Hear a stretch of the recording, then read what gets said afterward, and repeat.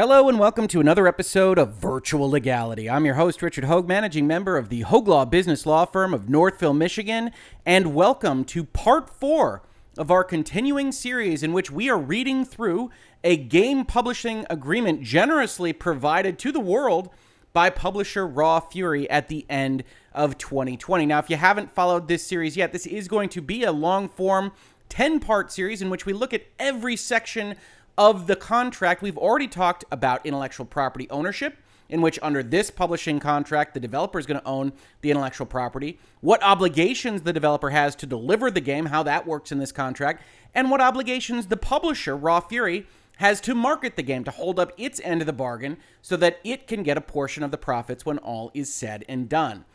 But it also is not just a publishing contract, but a developing agreement.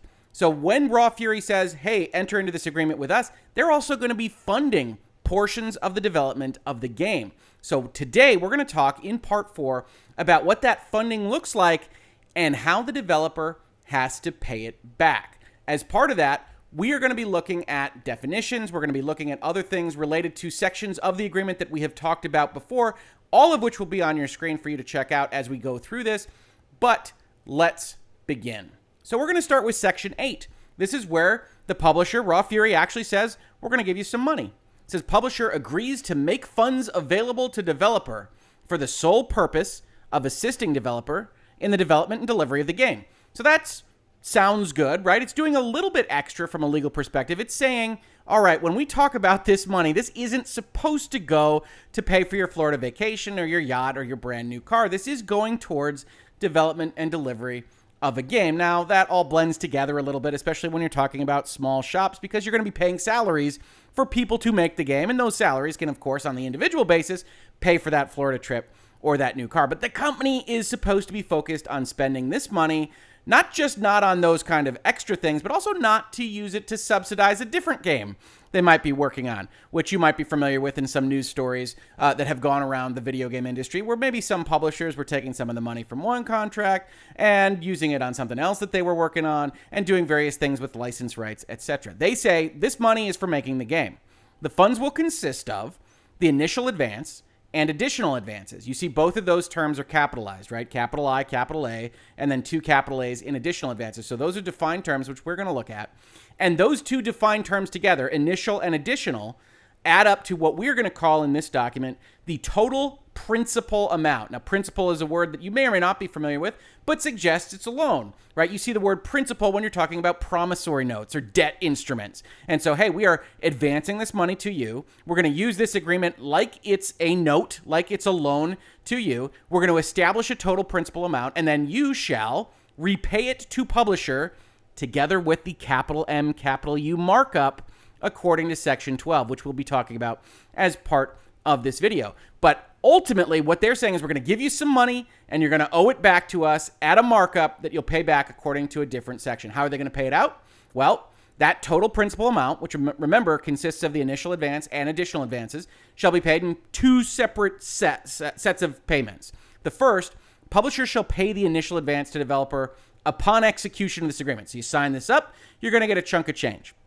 Then, subject to adjustment or termination of the agreement, which we'll talk about as well, publisher shall pay additional advances to developer as previously specified in this agreement.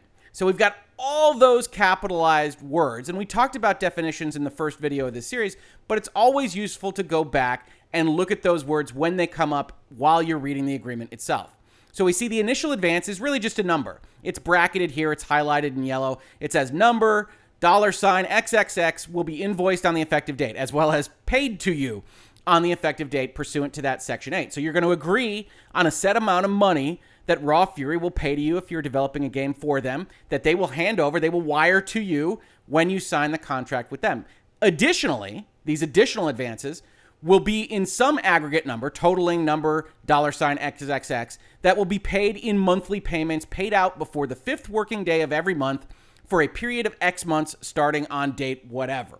And so we're going to say, all right, we're probably going to need another year of runway, and we think that'll be another $100,000 or more, whatever that number is, and then we divide that by the number of months in that time frame, and we're now going to get a monthly payment from you to continue making this game.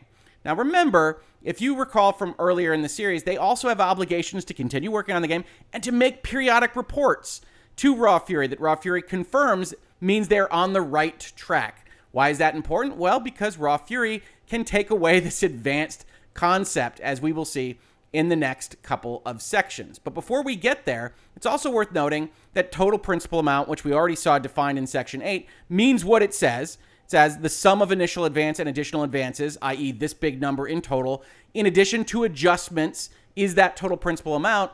And then you see highlighted in red where the rubber really hits the road if you're on the developer side, that markup.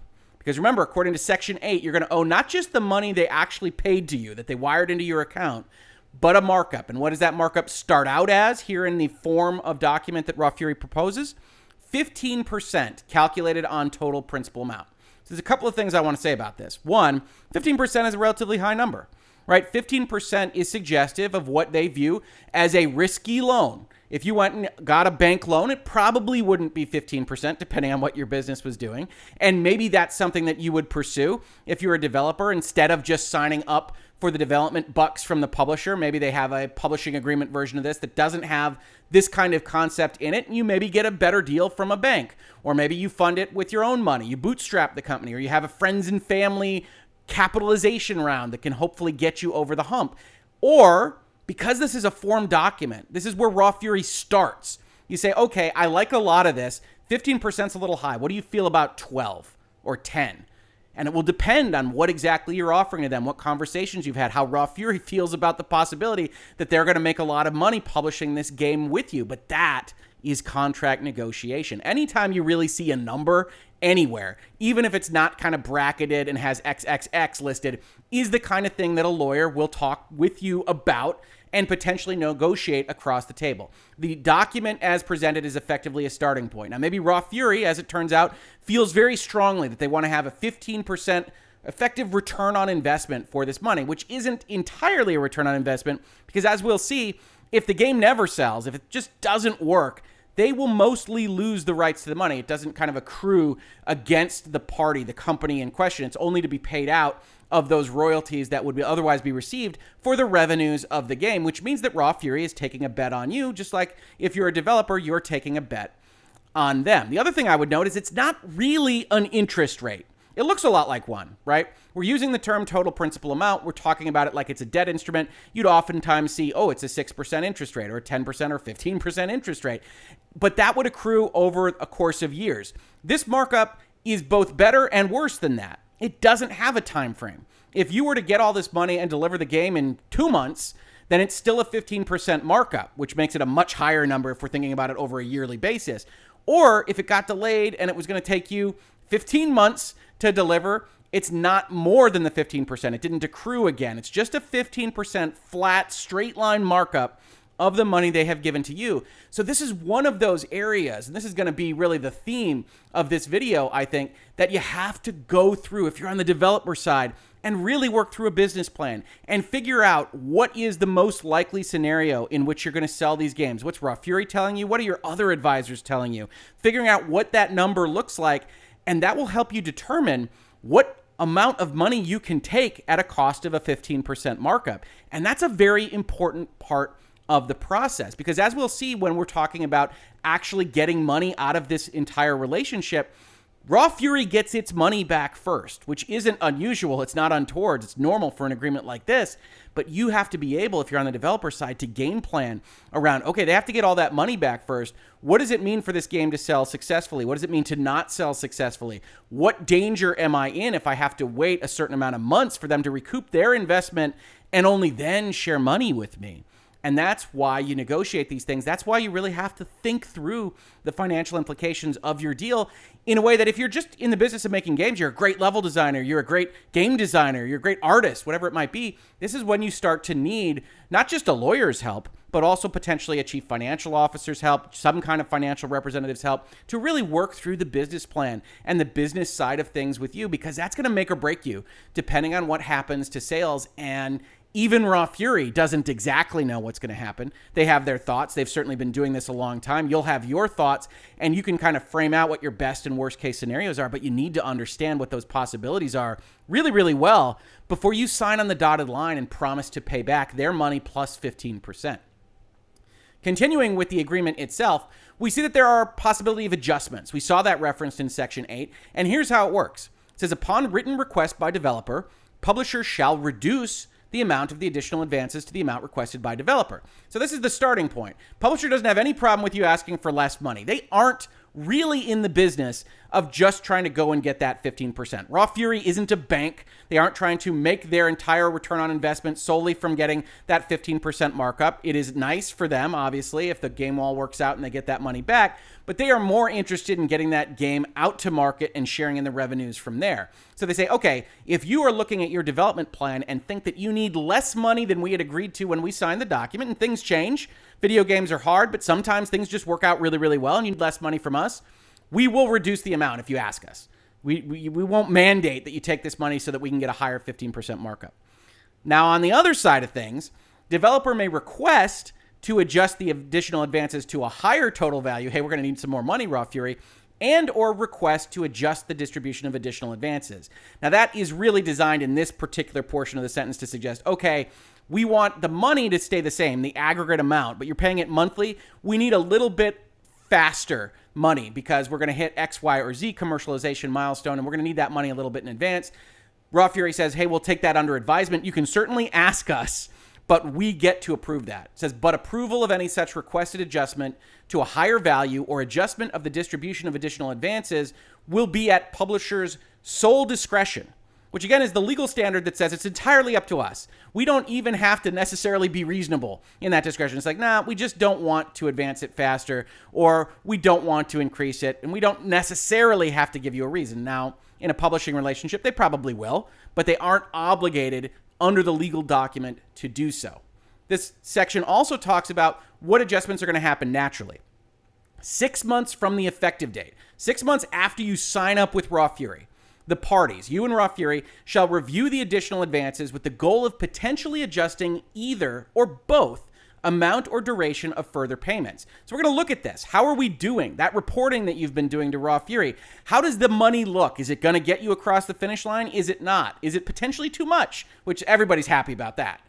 Under the same terms that apply in this agreement for additional advances. So we're going to look at just what we've otherwise agreed to, and we're going to reevaluate. At the same time, the parties shall review the final delivery date. That makes sense, right? We're looking at how much money you need, how much runway you have. We're also looking at what kind of time frame you're looking at delivering this product at. We've got a date that you're obligated to deliver it to us, but maybe that's working, maybe that's not. Everybody understands that we guessed at what that time frame would be, and if you need more time, then this is when you have to talk to them about it specifically. Any adjustment shall fall under the same terms that apply in this agreement for final delivery date. So if we change that date, it'll still be applicable as if we'd agreed to it at the front end, but we can adjust it so it's a different delivery date that you have to hit. Any adjustment to either additional advances or final delivery date shall be supported with a written description from developer that justifies the adjustment. There's a little bit of extra paperwork that you have to do, but again, I think we can see why Raw Fury would require it in this context. They say, okay, we need a little bit more time to hit a little bit later delivery date, or we need a little bit more money or something else. Then you have to put together probably a fairly short document that says this is what that extra time is going to get you. This is what that extra money is going to buy you. And then they say that written description becomes a part of the capital V vision, which if you recall is the description in the legal document that is talking about what this game is. So you'll be adding paragraphs or another couple of pages to what the game is to show exactly what that vision is going to be, what Raw Fury is effectively buying as adjusted 6 months from the effective date. Now you'll note, this isn't a repeating process. Some agreements like this would say 6 months and then every 3 months thereafter. Most of what you see in this agreement suggests that Raw Fury wants to be in the business of publishing a game that is relatively close to market. You see this looked at 6 months after the effective date. They aren't really framing this agreement out as something like a 4-year development cycle right from the beginning. It's something different. Probably have something worked on a little bit, or it's a smaller project, which if you go and you look at Raw Fury's page, makes sense. They aren't necessarily publishing AAA games. That's not the business that they are in. And so they want to be a part of that process. They want it to be a shorter term process. You will see different terms and more repetitive phraseology that'll say every 3 months or whatever if you're looking at a $100 million deal. If you're looking at perhaps the Bungie Activision contract that we've gone through in Virtual Legality, you can check out that video on the channel just by searching. But this is a kind of smaller approach, and I think it works well. It just does mean that if there are significant delays, if there are significant roadblocks, the document itself doesn't deal with that situation very well, other than to suggest that adjustments can be asked for, and then ultimately in the next section we'll see that Raw Fury can end the whole thing if it isn't happy with how things are going. Since the parties' goals and ambitions are to release the game in such a state that is deemed of high quality by both parties, and I highlighted that in blue because we haven't actually gotten to the legally operative portion of the sentence, right? This is just kind of a preamble. Hey, we all agree that we're trying to make a good game here. And that's nice. Raw Fury, as we've talked about in earlier videos in this series, likes to do that, likes to add a little bit of color in whatever section we're looking at to show that they're partners and to make the other developer on the other side of the table feel like that partnership is real. And I don't have any problem with that, but it doesn't actually do anything from a legally operative standpoint. Developers shall raise requests for adjustments of additional advances as soon as developer is able, with the aim to understand what the additional funds and or time would be used for. And then I didn't highlight the section that says this is to facilitate a conversation in good faith. Again, it's not terribly useful. They say, well, you will report, you will ask for more money or more time. You'll do these various things as soon as you know something is wrong. Oh my gosh, this came back. It's not working. We know we're going to need more than 3 months from now until the final delivery date. That's when you pick up the phone and talk to Raw Fury. And ultimately, if you don't do that, this is the kind of thing that they could potentially bring up as a breach. And not that they would necessarily, but if you try to hide it from them, if you hold it, you say, oh, we knew that this was going to be a problem 2 months ago. Raw Fury says, hey, now we all agreed that you would tell us as soon as this was a problem. And not only is that kind of a contractual potential for breach, it's a bit of a trust breach. So you want to keep track of what obligations you have as a developer. And here, once you know the timeline isn't working, once you know you're running out of cash runway, once you know something else is wrong, that's when you have to pick up the phone to talk to Raw Fury. And again, that seems to make a lot of sense. Now here's that section 11 that I talked about earlier. Publishers shall have no obligation to pay the additional advances. Now that's a frightening phrase, right? We just talked about the fact in an earlier section that Raw Fury will be paying you this monthly amount. They agreed to it in section 8.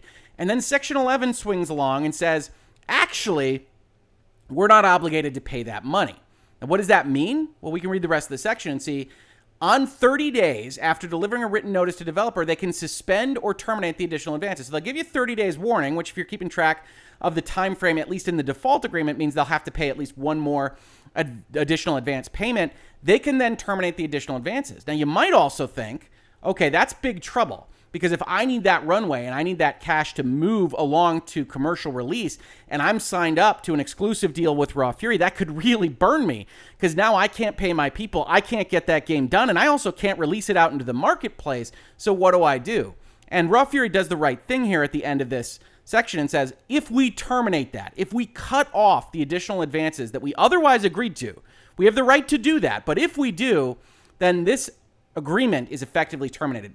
You no longer have given us the exclusive right to publish your game. You can start shopping it around. You can figure out what direction to take it. Now, obviously, nobody wants to wind up in Section 11. This is Raw Fury unhappy and deciding not to put good money after bad. They don't like the direction this whole thing is going, and it's effectively a breakup of the marriage. But it's the right way to handle something like this. Certainly, they don't want to be on the hook for money that they now think is just going to be burned in a hole, but also the developer doesn't want to be stuck in a situation where Raw Fury is maybe wrong. They made the wrong choice. You think that your product is going to be great, and yeah, you're having a few hiccups, and you can get it across the finish line and make everybody money. Raw Fury no longer believes in you, which means that you don't want to be in a partnership with them anyway, and so it's a good thing that the agreement will be effectively terminated if Raw Fury ever hits that button. So I know there's a lot of frightening language here. This ultimately isn't a bad thing or a bad set of terms, even though it does look bad when they say we aren't obligated to pay those additional advances. Ultimately, any given publisher is going to be able to hold back that money on a monthly wire and just decide that you're in breach or do other bad things. So this actually framing out what happens in that circumstance, believe it or not, is probably a better, cleaner way for developers to understand what's going on and to ultimately have more rights at the end of the relationship. Then we get to what everybody's interested in: developer funding and repayment. Before we talk about the language here, one of the things I tell, not clients necessarily, but prospectives or people that don't want to pay for a lawyer and are dealing with their own contracts is, one, hire a lawyer, always a good idea. But also, if you just don't have the time or inclination, or you're just trying to look at things yourself, absolutely 100% go into the document and search for terms like dollars, USD for United States dollars, the dollar sign, pay, repay, payment, indemnification, some other things where you can at least track what obligations in money they have to you, you have to them, and where you can really have exposure risks on a monetary level. Now, that's not going to be a fulsome review of your document. That's not going to get you where you really want to be if you're running a business and really paying attention to your potential liability. But it is going to get you the big high-level items, the bullet points that say, okay, I'm going to owe money on this score, and they're going to owe me money on this score, and that's important. And if you did that search, you would 100% find yourself in developer funding repayment and have the discussions that we just talked about in Section 8. Publisher shall deduct the total principal amount from gross revenue. All the money it gets from the game will be deducted until 100% of that total principal amount plus the markup has been recovered. So if they lent you $100,000 in initial advances and additional advances, then you owe them $115,000 off the top before you get a dime. At which point, after you've paid them back, developer funding shall be considered fully repaid. Just to be clear, and this is to Raw Fury's credit, no revenue is shared with the developer until total principal amount plus markup has been fully repaid. You do not get money until we get those development dollars back. Now, that's all well and good unless something goes wrong. The next paragraph talks about that. If this agreement is terminated before total principal amount plus markup has been repaid to publisher, and developer license, sells, distributes, or in any other way exploits the capital G game, this thing that you were building for Raw Fury, then developer shall pay to the publisher 70% of the gross revenue received by developer from the licensing, sale, distribution, or other exploitation of the game, and 50% of the gross revenue received by developer from the licensing, sale, distribution, or other exploitation of any work based upon or derived from the game, such as but not limited to sequels, prequels, or ancillary products. Those are those posters and soundtracks and strategy guides that we talked about in an earlier video. So what is this doing? This is saying, look, that $115,000 that we hypothetically know that you owe Raw Fury, if we terminate this, we say we cut off the additional advances, we still wound up at the 115 just for the sake of math. You owe us that money, but you can go and sell your game. So if you go and you sell that game that we clearly had a portion of developing, you owe us $115,000 because you have $100,000 of our cash. Then when you go and sell that game out into the marketplace, you don't owe us every dime like you do if we were just publishing it, but you only get to collect 30% of that for yourself, and 70% comes to us until we hit that $115,000 milestone. Now, that's all well and good for just the game, but maybe you're also selling strategy guides or hats or posters or soundtracks, or maybe you did a prequel or a sequel and we still haven't been paid our money. Well, then for those kind of derivative works, as they define it here, you have to pay 50%. We share it 50-50 when that's out in the marketplace until we get our money back. That's this last red part of the language here. Until the total amount paid by developer to publisher equals the total principal amount plus that markup. Now, they also do a good thing here by establishing a question that I would have had if I were sitting in the room. Games that share only technology with the capital G game shall not be considered derivative works. In other words, if you have an engine, let's say you built something like Frostbite or Snowdrop, and it's just a great engine, using that engine for a completely different game that doesn't share the intellectual property, that Raw Fury in no way funded or helped make, you can use that engine to make that other game, and you don't owe them the 70 or the 50. That's not what this is about. And that's a nice thing. That's a nice bit of clarifying language that is put in the form here. Payments according to this section 12 shall be delivered to publisher within 30 days after receipt by developer. So understand how this works, right? You've finally gotten the game across the finish line, probably after a little bit of time once this agreement was terminated and they hadn't been fully paid back. And now when you get $1 in, 70 cents goes to them and 30 cents goes to you until they're fully paid off. The 50% is a nice savings clause, but you're probably not going with prequels or sequels. It might affect the real ancillary products, those hats and posters and soundtracks and things. But until they get all their money back, you are not getting every dollar that goes out into the marketplace. The other problem is potentially you would have signed up with another publisher that's taking its own pound of flesh to get this thing to market for you. So you really have to start keeping track, if one of your agreements fails, that everybody is getting the amount of money that they need and that your business still is viable and makes sense with whatever that new agreement might be. So obviously, just like Section 11, nobody wants to be here. Rough Fury isn't signing up an agreement with you in order to terminate it and then get the 70 and 50, because they aren't collecting the big upside. If they cut you off and your thing sells like gangbusters, they aren't participating in the revenue share, which we'll talk about in the next video. They're just getting their money back out. And that's not what Raw Fury wanted anyway. So nobody's happy about being in this paragraph. But certainly if you're on the developer side, you got to be aware of the situation and understand that you are now working with less than a full dollar for every dollar that you might make for yourself or the next publisher that you would have to sign up. The last thing here in this section talks about that 30 days, right? When you get that dollar, you have a month to pay them. That's normal. That's kind of a net 30 concept for any vendor contract. And if you don't, any late payments under this agreement will accrue additional interest at the rate of 2% per month. That's 24% per year. And that's a high number. And this is another kind of number, which we saw markup was 15%. We might try to negotiate that down. I would say the standard that I see in vendor contracts for late terms is generally a 1.5%.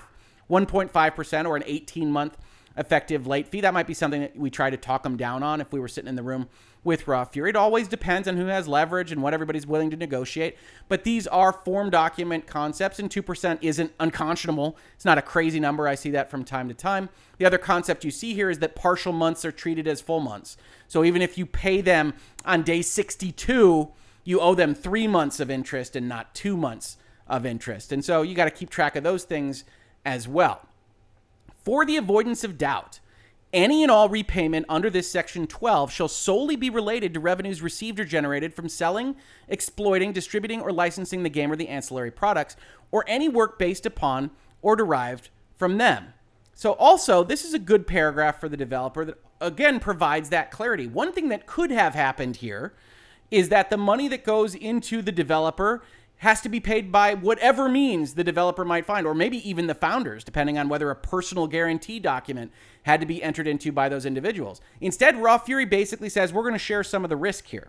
They say, okay, we're going to put $100,000 into your company, and if for whatever reason we just totally misjudge the market, you and we both, it goes out there and only Hoeg buys it, just one copy sold, we're clearly not getting our $100,000, let alone our $115,000 out. You're probably not too happy as a company either. Then we're not going to attach the amount that you owe to us for this game to other things. It doesn't get attached to whatever accounting program you might also be making. It doesn't get attached to other aspects of your life. We're taking a bet that this game's going to make that money back. We wouldn't be giving you the money if we didn't think that. You're taking that same bet in trusting us to market it and get it out there.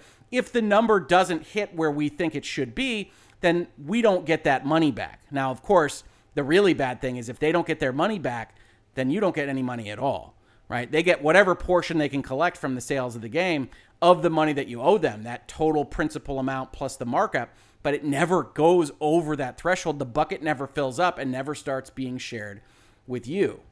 Adding to that concept is also what we talked about briefly last week in terms of service spend. Now, this doesn't relate specifically to development of the game, so this doesn't go into the markup bucket, but it says that when publisher puts forth service spend, which if you remember from the definitions, is amounts spent on things like quality assurance, localization, voiceover, age rating, and it will be a maximum amount up to an agreed upon sum with some flexibility for Raw Fury to decide that more is needed, as we talked about last week.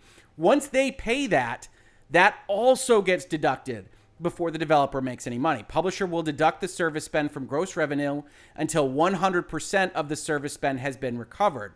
So the good part about this from the developer's perspective is that that service spend is specifically in a different bucket. So it doesn't have a 15% markup put on it.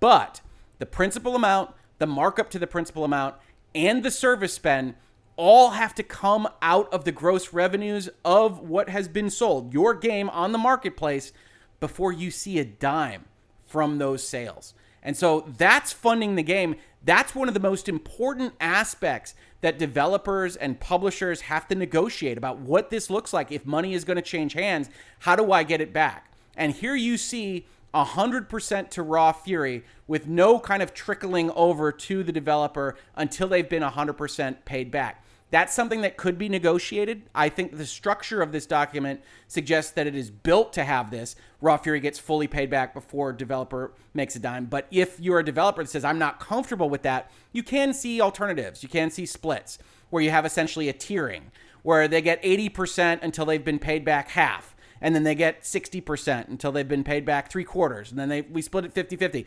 Whatever it might be, you can negotiate those kinds of things.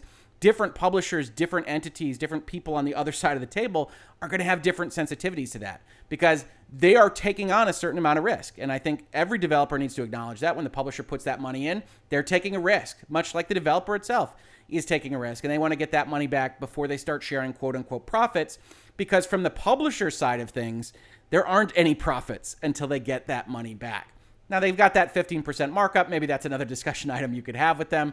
But ultimately, that's what funding the game is about. That's what development looks like. And it's not an unusual set of terms. And in fact, there are a number of things which I think you heard me talk about that are good for the developer.